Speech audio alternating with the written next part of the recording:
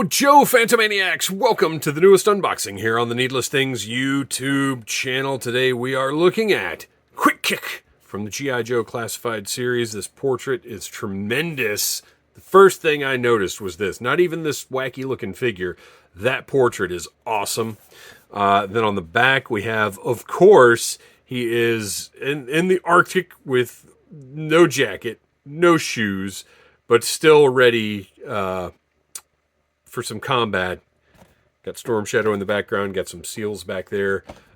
Fantastic packaging, great artwork, great design, great execution of all that is best about Quick Kick, except, of course, the one accessory that I feel like they should have thrown on the box.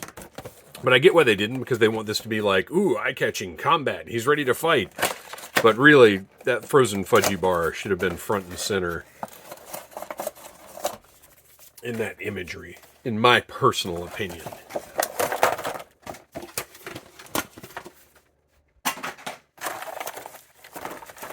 Alright, so we've got a few accessories. Oh gosh, I don't want to complain about nunchucks. I wasn't thinking about his nunchucks. And I'm not in the mood to complain about nunchucks today. Maybe I won't. Maybe I'll just keep my mouth shut about toy nunchucks and my lifelong dissatisfaction with how mass market toy manufacturers choose to produce nunchucks. Dating all the way back to the original Teenage Mutant Ninja Turtles Michelangelo figure in 1988 or 7. I can't remember what year the Turtles toys hit. Oh gosh, what are you thinking? I'm thoroughly disgusted. Why would you put...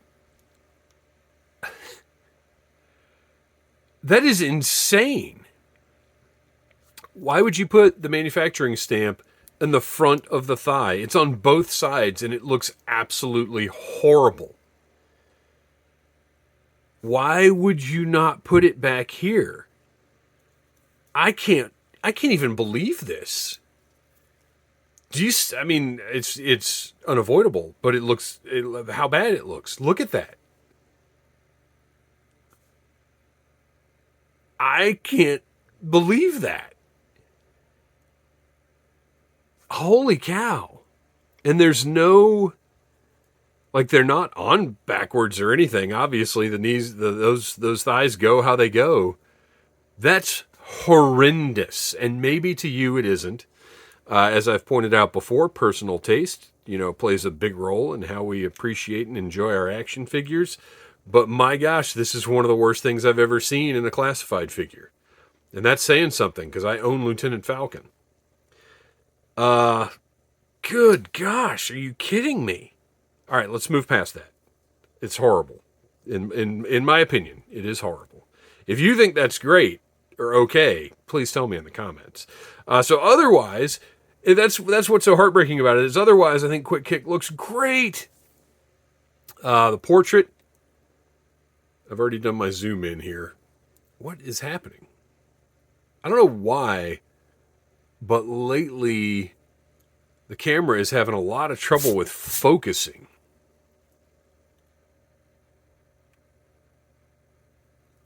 All right. The portrait is great. I love his size. He's very, very lean. Absolutely just shredded.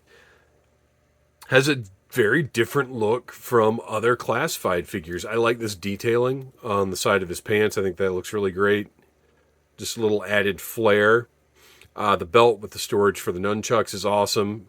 Speaking of Ninja Turtles, obviously that's classic Michelangelo right there. His plastic feels great. And he does have the swivel at the top where his feet go into his pants. He's got little toes, little bare feet. Is this our first barefoot classified figure? I believe so.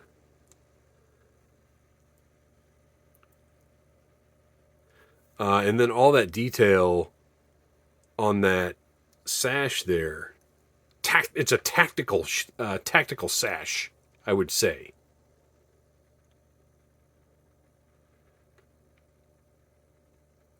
Looks great. I do wish he had some removable shuriken, throwing stars, whatever you want to call them. I like the painted detail on the belt buckle. That's a nice touch. Heck, I like the fact that he's got... So let's compare him to the original figure.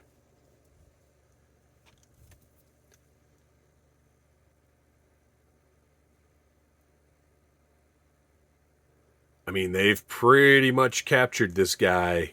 I'm very happy with it. And it's funny, if you had asked me to draw a picture of Quick Kick, in my head, his sash would have been going from right shoulder across. But it wouldn't have just done this. Like this, if I had thought about it without looking at the figure, I wouldn't have remembered that it just went straight over his shoulder like that. That's so strange to me. But the classified figure makes that look a little more reasonable. In my opinion, I think going across the body makes a lot more sense.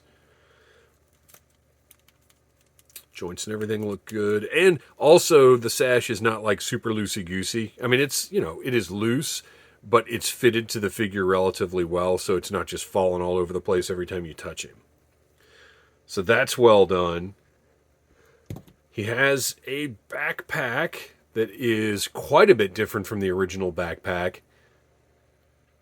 I like that it's red. It's clearly meant to, like, somehow or other, the sash is meant to support it, which is, in the world of G.I. Joe, not that strange. How about that?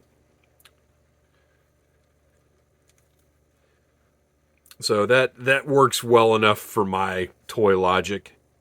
And then he's got storage for his two swords that look pretty cool.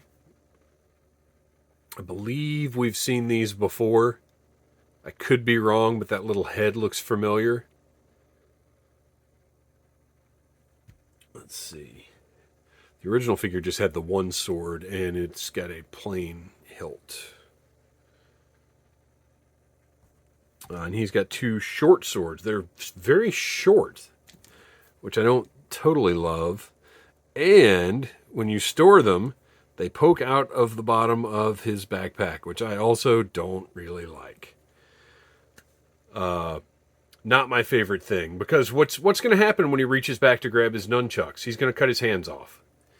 That kind of stuff really does kind of bother me a lot.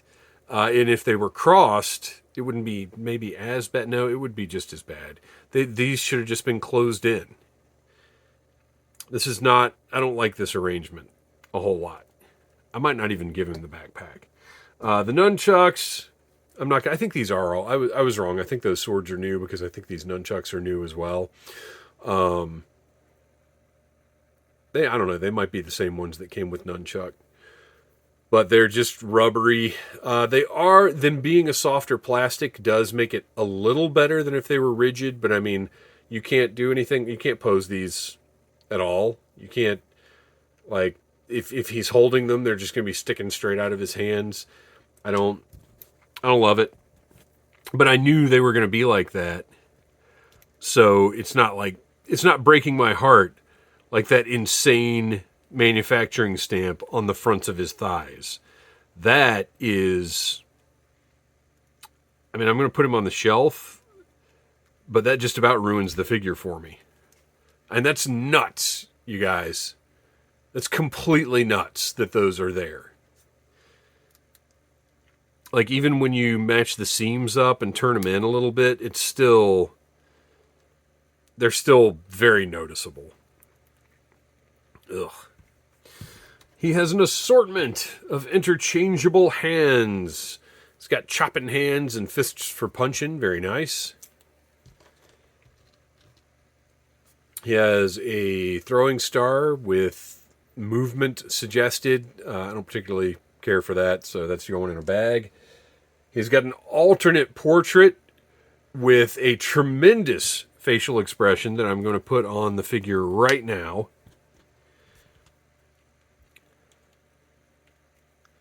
Because that's the look as far as I'm concerned. That is great. We'll just do a little side by side just so you can see the difference in. And he's kind of, this one is good too because he's got this kind of smirk going on.